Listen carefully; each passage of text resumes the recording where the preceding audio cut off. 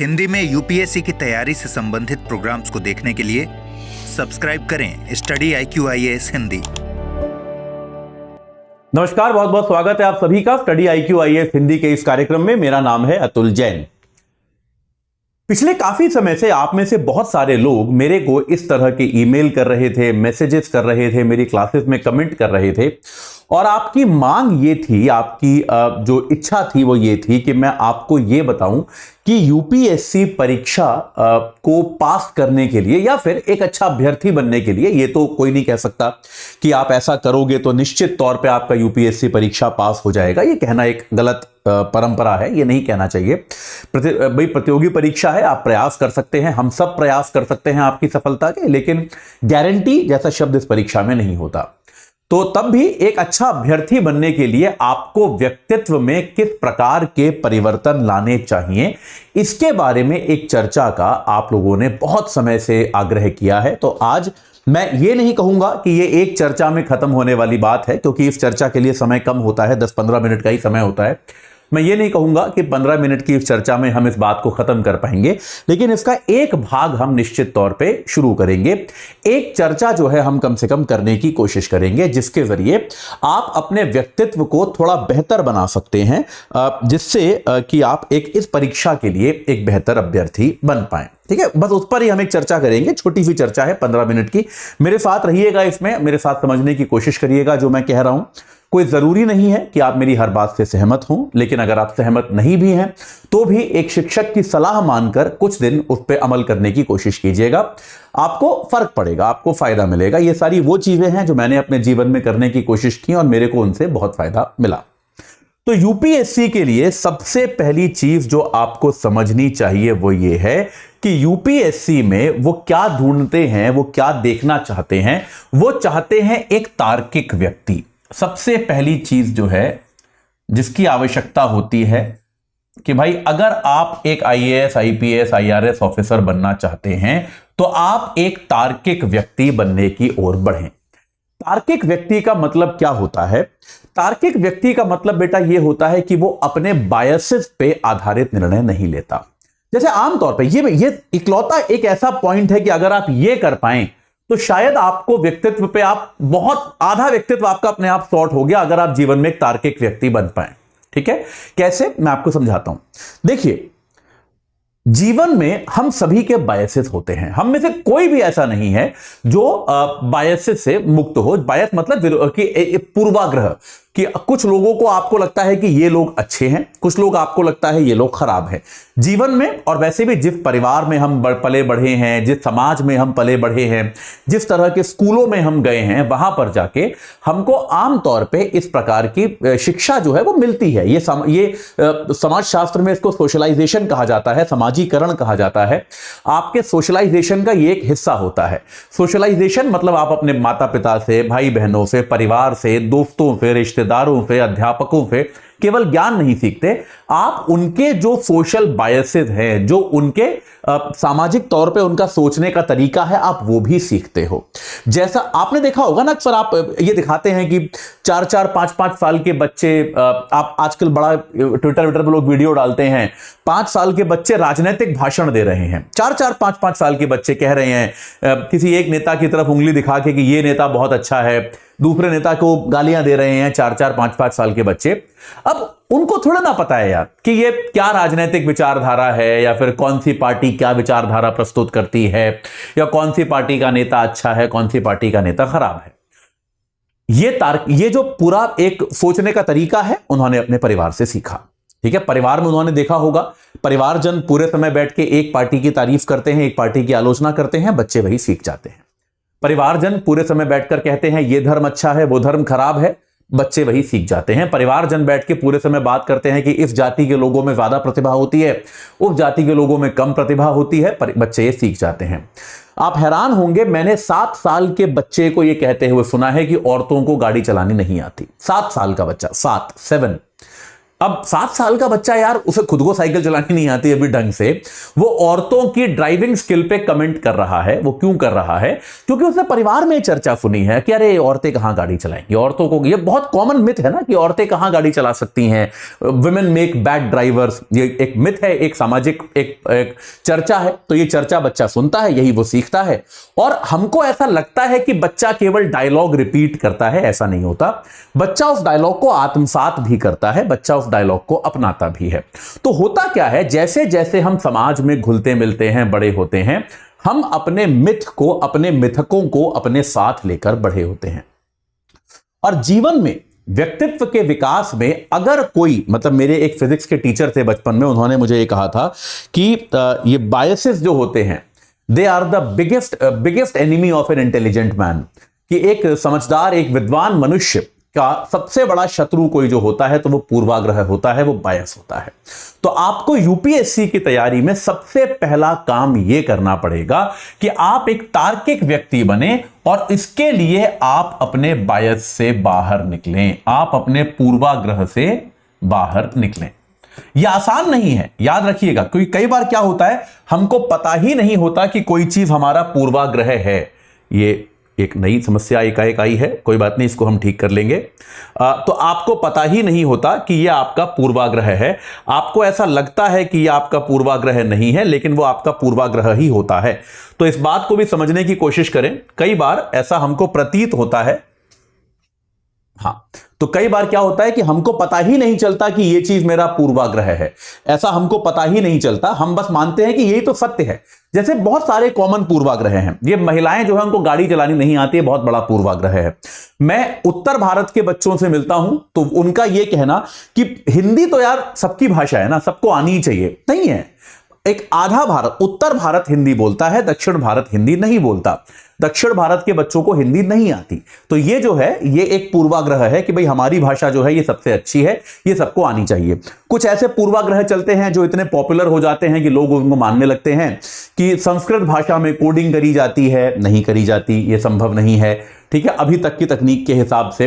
तो ये सारे पूर्वाग्रह जो हम सुनते आए हैं, या फिर ये धर्म जो है, यही धर्म सबसे अच्छा है, ये तो सारे धर्म कहते हैं हमारा धर्म सबसे अच्छा है। तो आप व्यक्तिगत तौर पे इसको मान सकते हो, लेकिन आप निर्णय लेने के लिए इसको प्रयोग नहीं कर सकते। ये एक स्पष्ट पूर्वाग्रह है, इससे आपको बचना चाहिए, ठीक है। आप अपने इन पूर्वाग्रहों से, इन बायसेस से बाहर निकलें। और इसका तरीका क्या होता है, आप ज्यादा से ज्यादा लोगों से जानकारी प्राप्त करें। देखिए, आप जो है अपना जो सर्कल है उसको वृहद करें। वृहद सर्कल करने का मतलब यह नहीं है आप अपना वृहद समूह बनाएं। वृहद समूह का मतलब यह नहीं है कि आप सारा दिन चौपाल लगा के दोस्तों के साथ ही बैठे रहो कि चलो भैया अलग अलग लोगों से बात करेंगे। लेकिन यह मैं आपसे चाहूंगा कि अगर आप यूपीएससी की तैयारी करते हुए दोस्ती करते हैं तो प्रयास कीजिए कि अलग अलग क्षेत्र के लोगों से दोस्ती करें। जबकि उल्टा होता है, मैं देखता हूं कि उत्तर प्रदेश के बच्चे उत्तर प्रदेश के बच्चों से दोस्ती करते हैं, तमिलनाडु के बच्चे तमिलनाडु के बच्चों से दोस्ती करते हैं, पूर्वोत्तर भारत के बच्चे पूर्वोत्तर भारत के बच्चों से दोस्ती करते हैं। उससे आपको ज्यादा कुछ सीखने को नहीं मिलता, आपका सर्कल वैसा ही रह जाता है। तो प्रयास ये करें कि, और अगर आपके पास मित्र नहीं है, जैसे आप ऑनलाइन पढ़ रहे हैं, तो आप क्या करें, अलग अलग क्षेत्र की किताबें पढ़ें, अलग अलग देशों की किताबें पढ़ें, अलग अलग ऑथर्स के आर्टिकल्स पढ़ें। मैं आज भी एक नियम के तौर पे कम से कम 2-3 देशों के अखबार पढ़ने की कोशिश करता हूं, क्योंकि निश्चित तौर पे भारत के जो अखबार होते हैं वो बड़े भारत केंद्रित होते हैं, उनकी कवरेज जो होती है बड़ी भारत के आधार पे होती है। लेकिन अगर आप न्यूयॉर्क टाइम्स पढ़ोगे, या फिर आप मान लीजिए आप अल जजीरा पढ़ोगे, या फिर आप मान लीजिए आप फाइनेंशियल टाइम्स पढ़ोगे जो यूके का अखबार है, आप इस तरह के अखबार पढ़ोगे तो आपको जो है एक दूसरा पर्सपेक्टिव भी मिलेगा कि दुनिया आपको कैसे देख रही है। तो आप ये इस तरह के अखबार जब आप देखोगे, टाइम मैगजीन आप देखोगे, तो आपको समझ में आता है कि दुनिया आपकी ओर कैसे देख रही है। तो ये एक पर्सपेक्टिव आपको विकसित करना पड़ेगा। आप तार्किक व्यक्ति बने, एक बायस से रिडन व्यक्ति ना बने। ये पहला बिंदु है आपके व्यक्तित्व के विकास का। दूसरी चीज, आपका ज्ञान आखिरी नहीं है। यार ये ना, इस एक चीज में मुझे क्या लगता है, यूपीएससी एस्पिरेंट बड़े बेकार तरीके से आचरण करते हैं। होता क्या है, आपका ज्ञान आखिरी नहीं है, इस बात को समझ लीजिए। जो आपने पढ़ा है, जो आपको आता है, उसके बियॉन्ड भी चीजें हो सकती हैं। होता क्या है, यूपीएससी की तैयारी में लोग बहुत सारी किताबें पढ़ते हैं, उनको संविधान की समझ आ जाती है, भूगोल की समझ आ जाती है, इतिहास की समझ आ जाती है, तो उनको ऐसा लगता है कि भैया अब मैं एकदम अहम ब्रह्मास्मि हो गया हूं, अब जो है मैं ही सबसे बड़ा ज्ञाता हूं, मुझसे बड़ा ज्ञाता कोई नहीं है। और जब आपको ऐसा फील होने लगता है तो आप हर जगह ज्ञान बांटने बैठ जाते हो, और ये बड़ी प्रॉब्लमेटिक चीज है यार।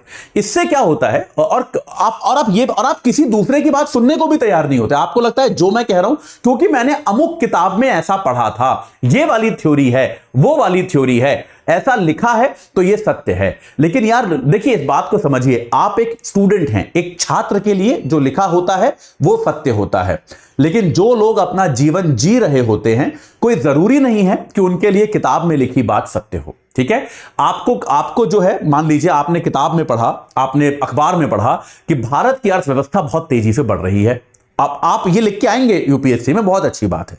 लेकिन अगर कोई आपको कह रहा है कि यार हमारे इलाके में तो नौकरियां नहीं हैं, तो आप उससे ये नहीं कह सकते कि नहीं नहीं नहीं तुझे कुछ नहीं पता, मुझे सब पता है। देख, आज के द हिंदू में आया है, अतुल सर ने पढ़ाया था अपनी क्लास में, देख अर्थव्यवस्था भारत की सबसे तेजी से बढ़ रही है। आपको उसकी बात का भी सम्मान करना पड़ेगा, उसकी बात को समझिए। यह समझिए कि देश एक बहुत बड़ी व्यवस्था है, उसमें एक छोटा सा हिस्सा उसका भी है, उसका अनुभव अलग हो सकता है, यह बात संभव है कि उसका अनुभव थोड़ा अलग हो। लेकिन देश एक अर्थव्यवस्था के तौर पे ग्रो कर रहा है, लेकिन उसका विकास नहीं हो पा रहा है, ऐसे लोग मिल जाएंगे आपको।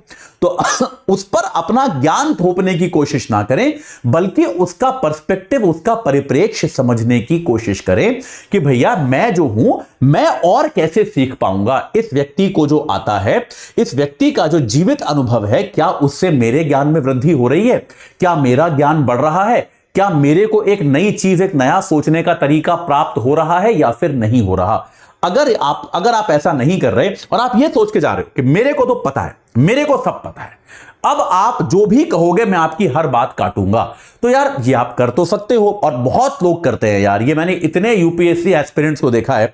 मुझे याद है जब मैं यूपीएससी की तैयारी कर रहा था, अब मैं नाम तो नहीं बताऊंगा ऑब्वियसली, तो कई सारे ऐसे मेरे आसपास छात्र रहते थे जिनसे इस कारण से मैंने बात करना, मतलब मैं उनको अवॉइड करता था। वो दिख जाते थे तो मैं रास्ता बदल लेता था कि यार ये लोग आएंगे और बेकार की चर्चाएं करेंगे, और फिर उन चर्चाओं में ये किसी की सुनने को तैयार नहीं है, जो इनको पता है वो अटल सत्य है। तो यार ऐसे लोगों से क्या बात करनी।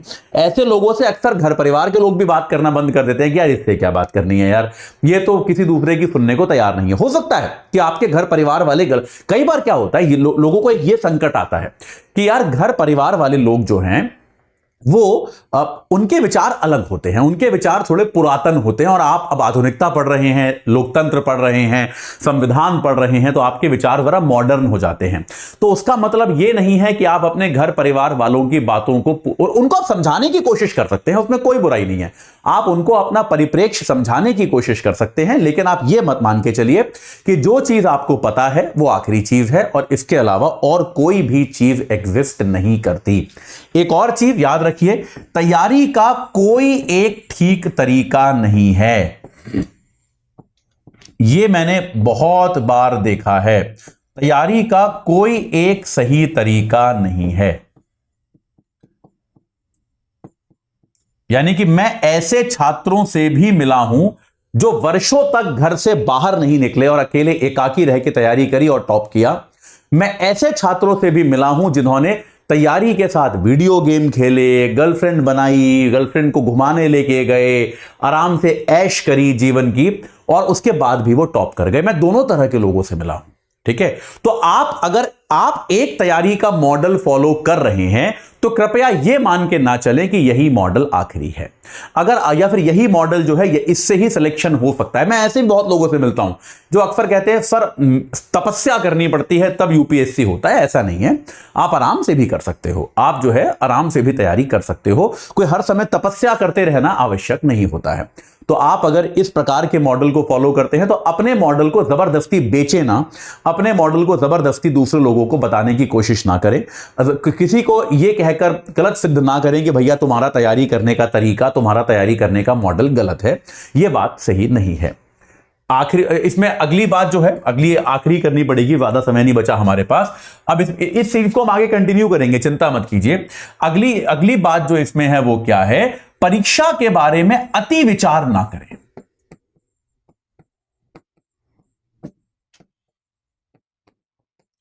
अक्सर क्या होता है, कुछ बच्चे ऐसे होते हैं तैयारी के दौरान जो रोज प्रीलिम्स और मेंस के बारे में सोचते हैं। यार आप तैयारी कर रहे हो, यह बात सही है, लेकिन इस बात को भी समझिए कि तैयारी 1-1.5 साल चलती है और 1-1.5 साल आप रोज एग्जाम की तैयारी के हिसाब से नहीं पढ़ सकते। मैं महेंद्र सिंह धोनी का एक इंटरव्यू पढ़ रहा था, उसमें उन्होंने कहा था, उनसे पूछा गया था कि आप पे दबाव क्यों नहीं आता। मतलब आप जो है, आपने देखा होगा अक्सर महेंद्र सिंह धोनी को कि वो बड़े बड़े जटिल क्रिकेट मैचेस में भी आराम से रिलैक्स खड़े होते हैं। मतलब मैं उनका फैन भी इसलिए बना था, पहली बार मुझे याद है पहला आईपीएल था, बिल्कुल पहला आईपीएल था जहां तक मुझे याद है, जिसमें राजस्थान रॉयल्स और चेन्नई सुपर किंग्स के बीच में फाइनल था। 2008-9 की बात है, पहला आईपीएल था। मैंने वो वाला आईपीएल पूरा देखा था, उसके बाद से कभी पूरा नहीं देखा, 1-2 फाइनल वगैरह में देखता हूं बस। तो खैर, तो महेंद्र सिंह धोनी ने बोला, अब मैं उनको देख रहा था कि आखिरी बॉल पे राजस्थान रॉयल्स को 1 रन चाहिए था जीतने के लिए, जहां तक मुझे याद है। महेंद्र सिंह धोनी फील्डिंग कर रहे थे, एकदम चेहरे पे कोई भाव नहीं, चुपचाप खड़े हुए थे। राजस्थान रॉयल्स के बैट्समैन ने मारा, 1 रन ले लिया, वो जीत गए। महेंद्र सिंह धोनी के चेहरे पे तब भी कोई भाव नहीं, कोई हार, दुख, निराशा कुछ नहीं। वो गए, बाकी खिलाड़ियों से हाथ मिलाया, चुपचाप अंदर चले गए, काम खत्म। तो मुझे तब लगा कि यार ये किस तरह का आदमी है यार। मतलब पहला युवा खिलाड़ी थे यार उस समय, पहला आईपीएल फाइनल जीतने का मौका, कोई खिलाड़ी ऐसे कुछ तो हरकतें कर रहा होता, वो शांत खड़े हैं एकदम। तो उनका मैं इंटरव्यू पढ़ रहा था, तो उन्होंने यही कहा कि यार देखो, I believe in the process. मेरा यह मानना है कि चीजों को करने का एक तरीका होता है, मैं उस तरीके में विश्वास रखता हूं। तो हमने उस तरीके से तैयारी करी, उस तरीके से हम खेलते हैं। हमारा एक प्लान होता है गेम को लेके, वो कई बार चलता है, कई बार नहीं चलता। अब मैं हर समय क्या होगा ये तो नहीं सोच सकता ना, मैं हर मैच के परिणाम की चिंता नहीं कर सकता, मैं खाली प्रोसेस ठीक करता हूं कि प्रोसेस सही है कि नहीं है। तो आपकी तैयारी भी ऐसी ही होनी चाहिए कि आपका प्रोसेस सही है कि नहीं। आप खाली प्रोसेस पे काम कीजिए कि यार वो लास्ट डे एग्जाम कैसा होगा, उस दिन कितनी एंजाइटी होगी, उस दिन क्या आएगा क्या नहीं आएगा, ये सब बेकार की चीजें हैं। आप प्रोसेस फॉलो कीजिए कि भैया इतना सिलेबस है, इतना मुझे पढ़ना है, इतना इस प्रकार से मुझे तैयारी करनी है। तो आप प्रोसेस फॉलो करेंगे तो निश्चित तौर पे आप जो है एक सही दिशा में अपनी तैयारी को लेकर जाएंगे। ये बात बिल्कुल आपको याद रखनी है। और आखिरी बात, एक आखिरी बिंदु जरूर लूंगा, वो है सोचने का समय अवश्य रखें। ये मैंने अक्सर देखा है। देखिए, यूपीएससी का एग्जाम अब बहुत साल पुराना हो गया है और सिलेबस अब भी लगभग वही है। आप देखेंगे भाई, संविधान तो अब भी वही है, पॉलिटी अब भी वही है, लेकिन इस कारण से क्या हो रहा है, नए सवाल बनाने के लिए यूपीएससी और डेप्थ में जाता है, वो और उस पर विचार आधारित सवाल अब पूछने लगा है। जैसे एक बहुत सिंपल सा एग्जांपल दूं, पहले आपसे पूछा जाता होगा आज से 40 साल पहले कि राष्ट्रपति के निर्वाचन की प्रक्रिया विस्तार से समझाइए। ये तो आपकी किताबों में लिखी, आप बता दोगे। अब आपसे पूछा जाता है कि राष्ट्रपति के निर्वाचन की प्रक्रिया संघवाद की भावना के विरुद्ध है, स्पष्ट कीजिए। अब आपको यह देखना है कि राष्ट्रपति के निर्वाचन की प्रक्रिया पता तो होनी चाहिए, लेकिन उससे संघवाद पर कैसे नुकसान पहुंच सकता है यह आपको बताना होता है। ठीक है, संघवाद के पक्ष में भी बिंदु हैं इसमें, लेकिन आपको विपक्ष वाले बिंदु ढूंढ के यहां पर लिखने हैं। यह कब होगा? अब किताब में क्या लिखा है? राष्ट्रपति के निर्वाचन की प्रक्रिया। अब आपने जब वो प्रक्रिया पढ़ी तो आपने उस पर विचार विमर्श किया कि नहीं किया? आपने उस पर और सोचा कि नहीं सोचा कि यार अगर आधा वोट जो है वो संसद का है और आधा बाकी सारे राज्यों का है, तो राज्यों को तो कम शेयर मिला है ना। और मान लो किसी राज्य में विधानसभा ही नहीं है, जैसा बहुत सारे राज्यों में होता है, विधानसभा भंग होती है भाई, तो उनको तो वोट ही नहीं मिला बेचारों को। उनका और राष्ट्रपति चुना जा रहा है, उनका भी तो राष्ट्रपति है, पर उनको वोट देने का मौका नहीं मिला। तो इस प्रकार की चीजें, और कई बार क्या होता है, हर राज्य के वोट का पावर अलग अलग होता है, तो वोट के पावर के आधार पर भी आप भेदभाव कर लेते हो। तो इस तरह की चीजें जब तक आप इन पे खुद से नहीं सोचेंगे तब तक आप लिख के रख लीजिए। प्रीलिम्स तो आपका हो सकता है, मेंस में आपको बहुत दिक्कत आने वाली है। तो ये विचार, और ये होगा कैसे, ये अभी आपको, ये जो आपको एग्जाम्पल दे रहा हूं, बोलते बोलते सोचा है मैंने, ये लिख के नहीं लाया था मैं कहीं पे, बोलते बोलते सोचा है, क्योंकि ये मेरे को आदत है। मैं कोई भी न्यूज पढ़ता हूं, आप मेरे हिंदी में हिंदू में भी देखते होंगे, जो भी मैं कुछ बोलता हूं, मैं उस पर कहीं भी पढ़ता हूं, मैं उस पर फिर सोचना शुरू करता हूं कि इसके और क्या क्या प्रभाव हो सकते हैं। ये प्रैक्टिस है, ये कोई बहुत बड़ी स्किल नहीं है, प्रैक्टिस करोगे आ जाएगी, कोई बहुत बड़ी बात नहीं है। तो आपको सोचने का समय रोजाना निकालना पड़ेगा कि यार किस तरह से मैं चीजों को सोचूं और सोचते सोचते किस तरह से मैं बेहतर परिणाम लेकर आऊं। ठीक है, तो ये आज के आपके बहुत ही सिंपल से कुछ टिप्स जो मेरे को दिमाग में आए वो मैंने आपको दिए।